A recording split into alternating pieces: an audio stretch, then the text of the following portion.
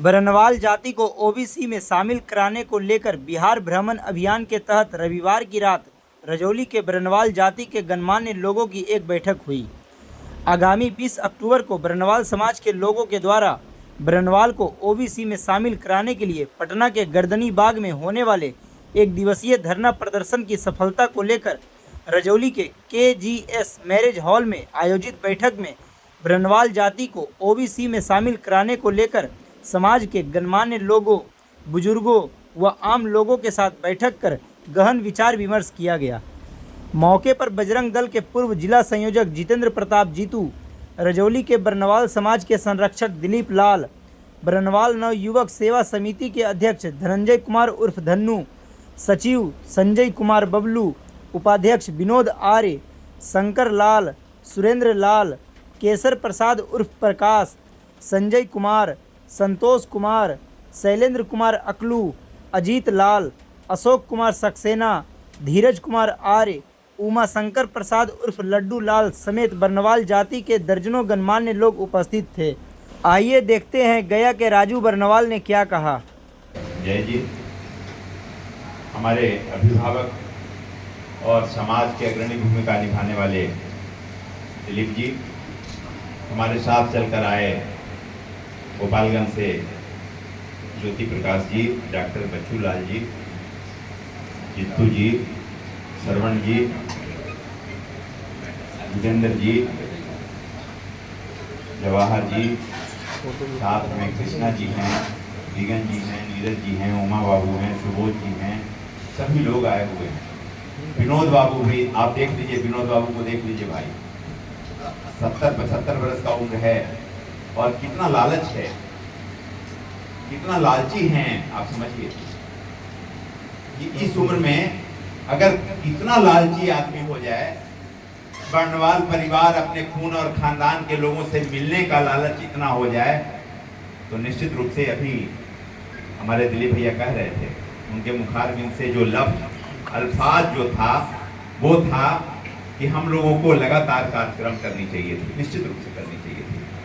अगर इतना लालची सभी लोग हो जाएं, इतना लालच हमारे मन में हो जाए, इतना लालच विक्की जी हो जाए, लालची हो जाए, उधर सुनील जी नवादा से, भोला जी बैठे हुए हैं, सभी लोग, महेंद्र बाबू बैठे हुए हैं, और आप तमाम नौजवान साथी हैं, रजौली में इतने परिवार के लोग हैं। अभी संजय जी के घर पे भी जाने का मौका मिला। आप समझिए, इतना बढ़िया व्यक्तित्व, इतना सादगी, इतना समर्पण, इतना सद्भावना, संस्कार, और न जाने जो भाषा होगा, हिंदी शब्द का जो भाषा होगा इस हिंदुस्तान के धरती पे, वो सभी शब्द मुझे लगता है कि हमारे जैसे बरनवाल परिवार, जो हमारे खून और खानदान के लोग हैं, उनके लिए बनाई गई होगी। और इतना बढ़िया भाषा के बाद हम लास्ट पायदान में बैठ करके टकटकी नजर लगाए बैठे रहते हैं। और ठीक ही कहा दिलीप जी ने कि एक बार से काम नहीं चलेगा, निश्चित रूप से एक बार से काम नहीं चलेगा। 5 साल में एक बार अगर ऐसा मीटिंग करेंगे तो ना तो राजनीति में भागीदारी मिलेगी, और हम जिस ओबीसी की बात कर रहे हैं, शायद आप लोग को पता भी नहीं होगी क्यों आए हैं। राजू बरनवाल इतने लोगों को लेकर करके आपके दरवाजे पे 9 बजे रात में आप लोगों को डिस्टर्ब करने क्यों आया है? क्या जरूरत आन पड़ी है? क्यों? कोई कारण होगा? राजू बरनवाल जल्दी में टिकट लेना चाहता है, या नवादा में जित्तू जी को दिलाना चाहता है, या कोई और मंशा है राजू बरनवाल का, बरनवाल परिवार के अपने खून और खानदान के लोगों को एकत्रित करके कोई बड़ा मंशा है? बिल्कुल नहीं। जैसा दुकान, जैसा प्रतिष्ठान आप लोगों का है, वैसा ही दुकान और प्रतिष्ठान मेरा भी है। हम भी अपना दुकान और प्रतिष्ठान बंद करके एक दिन नहीं, बल्कि अनगिनत दिन से दुकान और प्रतिष्ठान बंद करके हम अपने परिवार के लोगों के बीच में घूम रहे हैं। इसके पहले वाले शनिवार को हम यहाँ से, गया से चल करके गए मोकामा, मोकामा से गए दलसीसराय, दलसीसराय से रोसड़ा, समस्तीपुर, दुधनाथपुर और दूधपुरा, और बघौरा, बागोपुर गए, कल्याणपुर, इतना जगह गए। और जहां गए सभी जगहों पे मेरे परिवार के लोग जो आप यहाँ पे बैठे हुए हैं स्वाभिमान में 4 चांद लगाने के लिए, मेरा और आप अपना भी, क्योंकि आप हमारे परिवार के व्यक्तित्व हैं, इसलिए अगर राजू बर्णवाल के स्वाभिमान में 4 चांद लगता है, धनंजय जी और संजय जी के स्वाभिमान में 4 चांद लगता है, तो हिडन बर्ड है, साइलेंट बर्ड है, जो दिखेगा नहीं, दिखेगा सभी जगहों पे लेकिन दिखेगा नहीं। आपके स्वाभिमान में भी 4 चांद लगेगा। और हम इस रात में आपको परेशान करने के लिए जो आए हैं, वो 2-3 बातें हैं, 2-3 बातों को हम आपके सामने रखेंगे। एक बात है कि राजनीति में भागीदारी तो छोड़ दीजिए, राजनीति की भागीदारी की बात हम नहीं कर रहे। हम बात कर रहे हैं ओबीसी। ओबीसी में इसके पहले बर्णवाल समाज के लोगों की सूची किसी जिले में, बिहार में 38 जिले थे हैं, और इन 38 जिलों में कुछ जिले में ओबीसी का सर्टिफिकेट हमारा बनता था और कोई जिला नहीं मानता था। कोई अनुमंडल में बनता था, कोई अनुमंडल नहीं मानता था, कोई प्रखंड में बनता था, कोई प्रखंड नहीं मानता था। लेकिन अभी जब जाति गणना हुई, समझ लीजिएगा, जब जाति गणना माननीय मुख्यमंत्री नीतीश कुमार जी ने कराया, तेजस्वी जी ने कराया, तो क्या क्या घोल मोल किया। आपके साथ में जो एक्सीडेंट हुआ है, मेजर एक्सीडेंट, और जो अमानवीय व्यवहार किया गया हमारे परिवार के लोगों के साथ में, आप समझिए, यादव समाज के लोग इस बिहार के धरती पे 7 उपजातियां हैं। आप लोग जानते भी होंगे, किश्नौत, मजरौट, भुनिया और क्या क्या बोलते हैं, 7 उपजाति है। और उन 7 उपजातियों को जोड़ने के बाद उनकी आबादी को 14% दिखाया गया। हमारा इस बिहार के धरती पे 56% की आबादी है, 56 उपजातियां हैं हमारे लोग।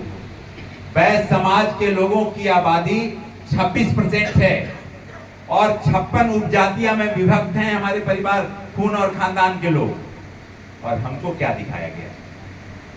कहा गया कि बनिया को बनिया ही रहने दीजिए। बनिया का कोई डिबेट नहीं होता, कोई कन्वर्सेशन नहीं होता, कोई मंच पे कोई किसी तरीके की बात नहीं होती है, कोई नेतृत्व करता, हम बनिया समाज के लिए कोई बात नहीं रखते हैं। जब डिबेट होता है, बड़े नेतृत्व प्रवक्ता बैठते हैं, वक्ता जो प्रवक्ता हैं पार्टी के लोग, जब प्रवक्ता बैठते हैं तो कहते हैं कि 3% राजपूत समाज के लोग।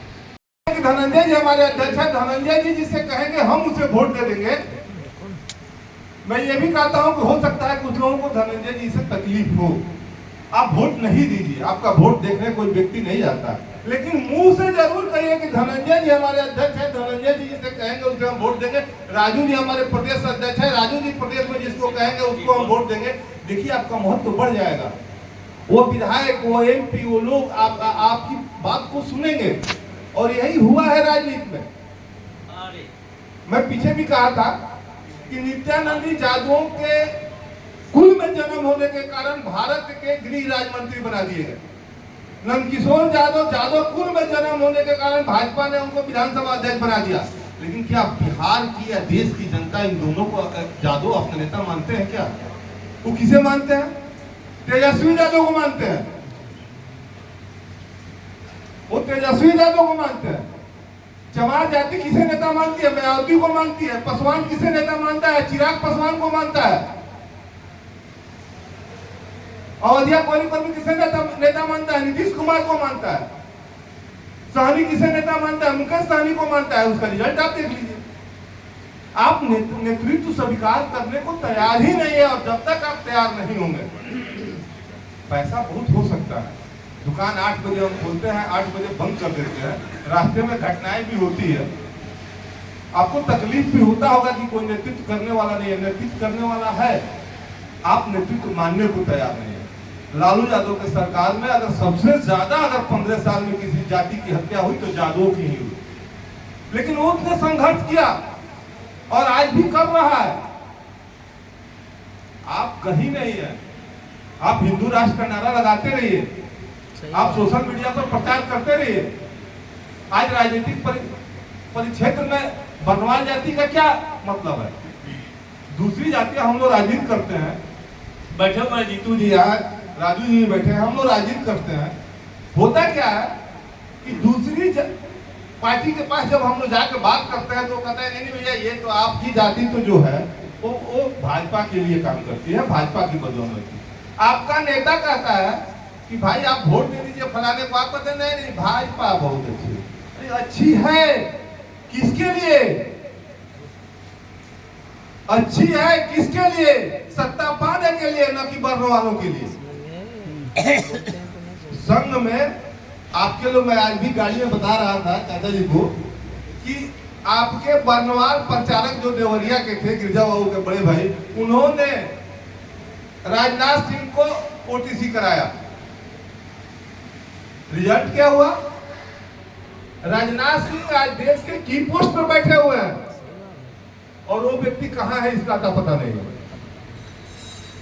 पूरे देश में दो आपके विधायक हैं, एक सोमनाथ भारती दिल्ली से आप पार्टी से, एक बिरंची लाल जी झारखंड से भाजपा से, और ये दोनों बलवान होने के नाते नहीं है।